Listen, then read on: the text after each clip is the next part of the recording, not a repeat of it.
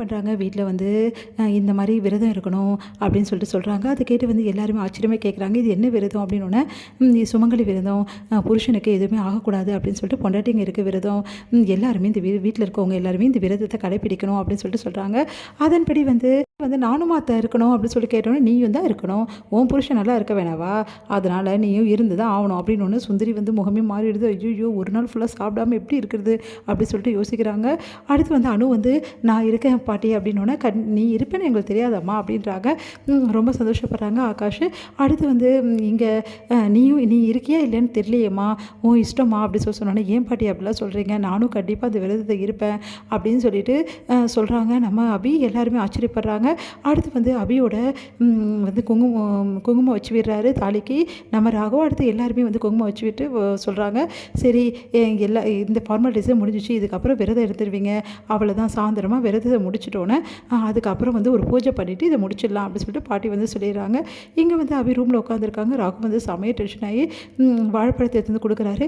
நீ எதுக்கு எனக்காக விரதம் இருக்கணும், உனக்கு தான் நான் முக்கியம் கிடையாதுல்ல, என்னை வேணான்னு தூக்கி போடுறல, இந்த குடும்பமும் முக்கியம் கிடையாதுல்ல, அப்புறம் எதுக்காக விரதம் இருக்கணும், அதனால் வாழைப்பழத்தை சாப்பிட்டுட்டு விரதம்லாம் ஒன்றும் இருக்க வேணாம் இந்த அப்படி சொல்லிட்டு கொடுக்குறாரு. அதை வந்து என்ன பண்ணுறது தெரியாமல் அப்படியே பார்க்குறாங்க.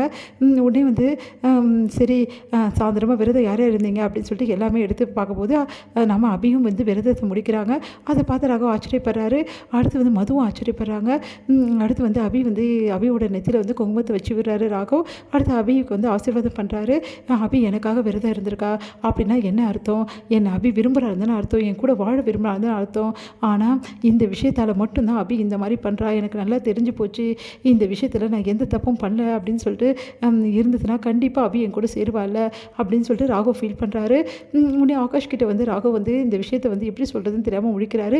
அப்போ ஆகாஷ் வந்து ஏதோ ஒரு விஷயம் இருக்குது, அதனால தான் இதெல்லாம் ராகவுக்கு நடக்குதுன்னு சொல்லிட்டு ராகவ் கிட்டே எல்லா விஷயத்தையும் கேட்டு தெரிஞ்சுக்கிறாரு. அப்போ தான் ஆகாஷ்க்கு இந்த விஷயம்லாம் தெரிய வருது. ஆகாஷ் அதிர்ச்சி, நீ என்னடா சொல்கிற அப்படின்னோடனே, ஆமாடா நான் ரொம்ப பெரிய தப்பு பண்ணிட்டேன், அன்றைக்கி மது கூட அந்த தப்பை நான் செய்யலைன்னா இந்நேரம் என் பொண்டாட்டி என் கூட இருந்திருப்பாடா அப்படின்னோடனே, டேய் கண்டிப்பாக நீ தப்பை செஞ்சுருக்க சான்ஸே இல்லைடா அப்படின்றாரு. நீ என்ன சொல்கிற அப்படி, ஆமாடா நீ அப்படிப்பட்டவனே கிடையாது, ஏன் இவ்வளோ நாள் வந்து நீ வந்து ஒன்றா தானே இருக்க வந்து அபி கூட, அப்போது என்றைக்குமே ஒரு நாள் கூட நீ அபிக்கிட்ட தவறாக நடந்திருக்க, எத்தனையோ ட்ரிங்க்ஸ் பெட்டில் வந்திருக்க, அப்போது எப்படி நீ இந்த தப்பை செய்வேன் நீ யோசிப்ப அப்படின்னு அதிர்ச்சி அடைகிறாகோ. நீ என்னடா சொல்கிற, நீ சொல்கிறதெல்லாம் உண்மையானோன்னே, ஆமாடா முதல்ல உன் மேலே உனக்கு நம்பிக்கை இருக்கா அப்படின்னோடனே, எனக்கு ஒன்றும் புரியல, என்ன நடந்ததுன்னே தெரியல, அதெல்லாம் எதுவும் நடந்திருக்காது, அபி தான் தவறாக நினச்சிருக்காங்கன்னா நீயும் தவறாக நினச்சிட்ருக்க, இந்த விஷயத்தை பற்றி மதுக்கிட்ட நீங்கள் பேசுனியா இல்லையானோன்னே, இல்லைடா நான் பேசலை, மதுக்கிட்டே நீ பேசலாம், ஆனால் எப்படிடா பேச முடியும், சரிடா நேரடியாக பேசினா மறைமுகமாவது பேசிப்பார், அன்றைக்கி என்ன நடந்தது, என்ன அன்றைக்கி எப்படி வந்து நிதானத்தில் இல்லை இல்லையா ரெண்டு பேரும், அதெல்லாம் பற்றி பேசிப்பாரா, அப்போது மதுக்கு ஓரளவு தெரிஞ்சிருக்கும்ல, ஏன்னா நம்மளுக்கு என்ன மாற்றம் நடந்திருக்குன்னு நம்மளுக்கு தானே தெரியும் அப்படின்னு அப்படின்னு சொல்லிட்டு கட்டிக்கிறாரு. எனக்கு எவ்வளோ நிம்மதியாக இருக்குது தெரியுமா, எனக்கு ஒரு சின்ன வழி கிடச்சிருக்கு அப்படின்னு சொல்லிட்டு சந்தோஷப்படுறாரு.